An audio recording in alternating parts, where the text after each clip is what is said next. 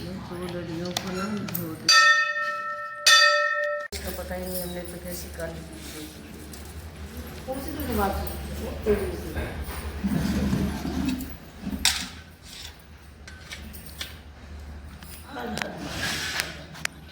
मत बनाया करो, तो नहीं अच्छा लगता मेरे को तो मंदिर में। अब मेरी तो बिल्कुल ही मत लिया करो।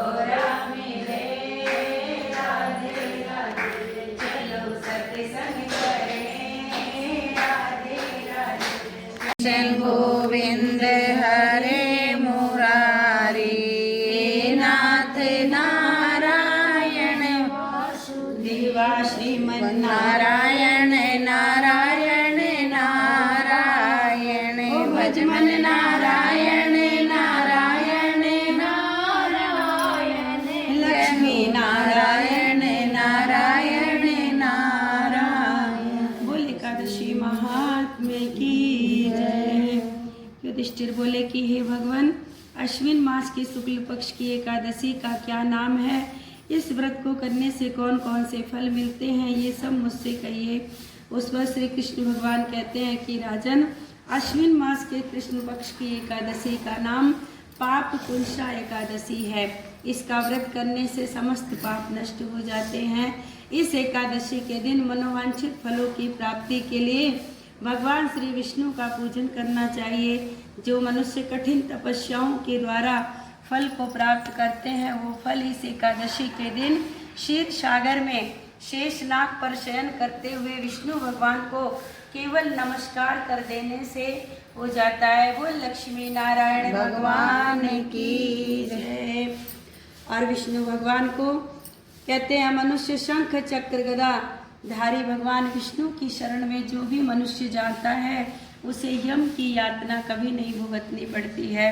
जो पापी मनुष्य अनायास ही अचानक से इस एकादशी व्रत को कर लेते हैं, उन्हें कभी भी यम का दुख नहीं देखना पड़ता।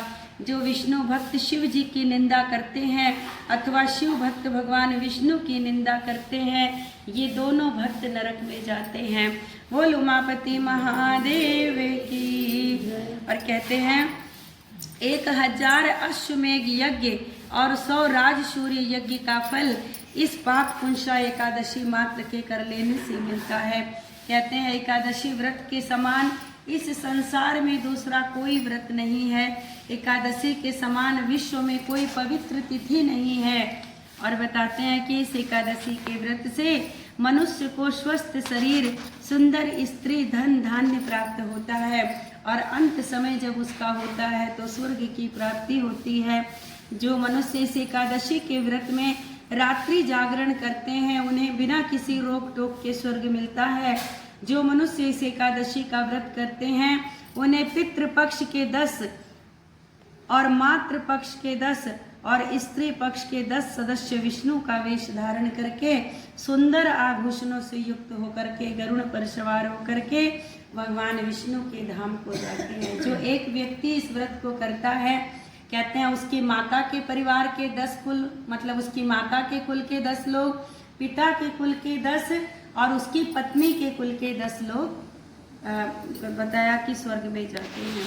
और कहते हैं जो मनुष्य तालाब, बगीचा, धर्मशाला, प्याऊ, अन्न क्षेत्र आदि लगवाते हैं, उन्हें यम का दुख नहीं देखने को मिलता। इस लोक में स्वस्थ लंबी आयु वाले और धन धान्य से पूर्ण होकर सुख भोग कर अंत में स्वर्ग लोक को जाते हैं। राजन, इन सब का सारांश केवल इतना ही है कि जो मनुष्य धर्म करते हैं उन्हें सुख मिलता है और जो मनुष्य अधर्म करते हैं उन्हें दुर्गति भोगनी ही पड़ती है। बोल एकादशी महात्म्य की, बोल लक्ष्मी नारायण भगवान की।